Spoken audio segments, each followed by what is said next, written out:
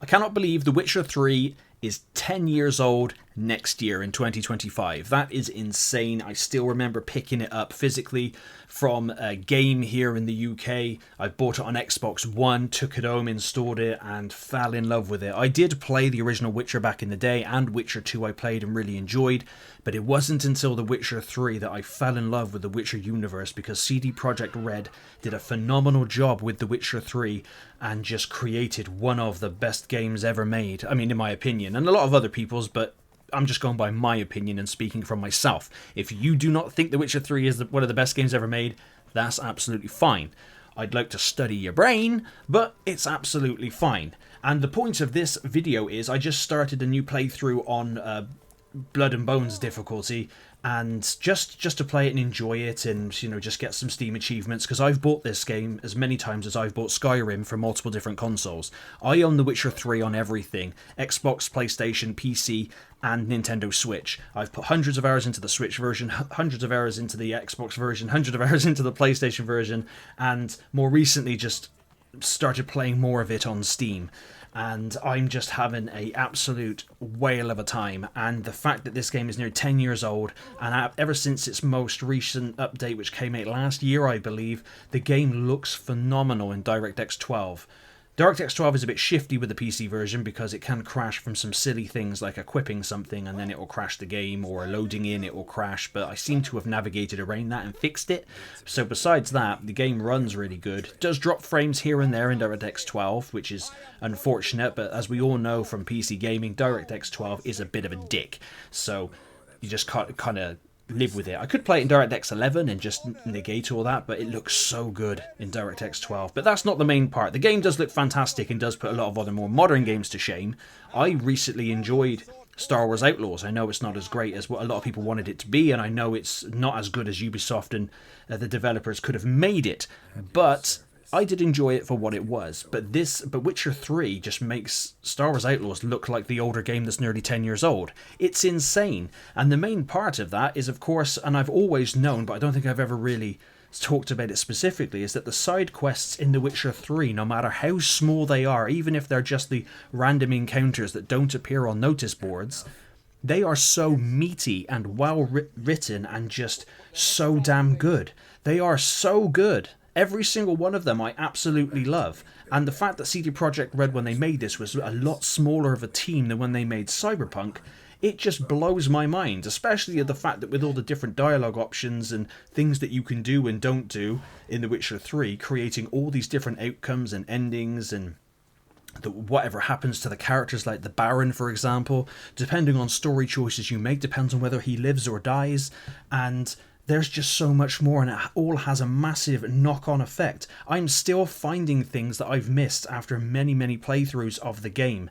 Even the alchemy and crafting are incredibly extensive and really cool. There's loads of options for building Geralt as you want, as you're leveling him up, just depending on your playstyle, depending on what you want to do. And, I mean, the game is not completely perfect, of course, as Geralt and Roach both handle a little awkward at times, but that's a very minor thing. But everything else within The Witcher 3 just blows my mind and continues to blow my mind. Even the DLC of Blood and Wine is bigger and more content crammed than most of the AAA games that come out today. This game really does show what a studio can do when they want to do it, when they have the passion for it. And I think the passion is what has escaped a lot of them, because a lot of them have become, well, just wheels in a cog, really, and they just want to, well, their publishers just want to pump out the game, rinse it for money, and then just go on from there. But with The Witcher 3, it's just, they've created an amazing map with Velen, Skellige, Kaer Morhen, small map. Even Novigrad itself is huge and really awesome, but then so is Oxenfurt within the game too. It just goes on and on and on, and I cannot wait for the remake of Witcher 1, and I hope that they take everything that they did right with The Witcher 3 and put it into The Witcher 1. I would love a randomized, never-ending monster hunting thing, so there's always these randomized monster hunts that appear that you can go do, so you can just play it indefinitely as a monster hunter.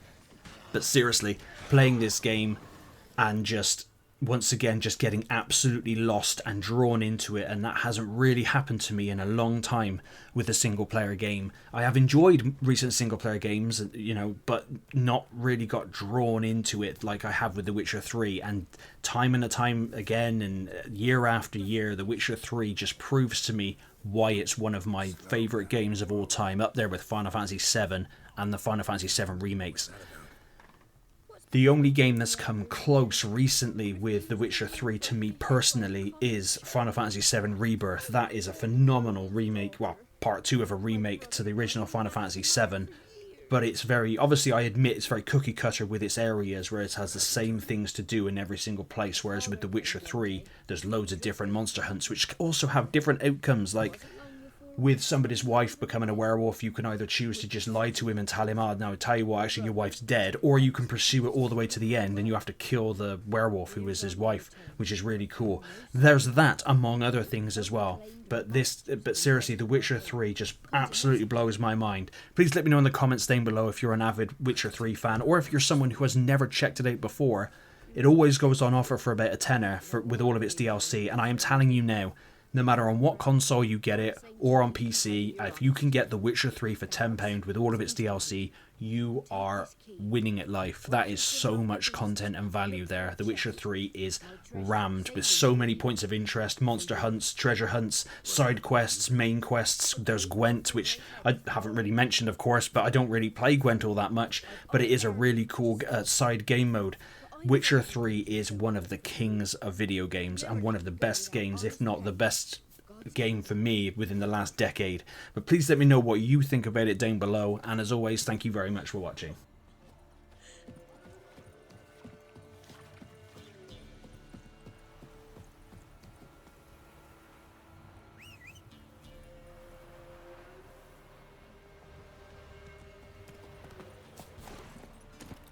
Faster.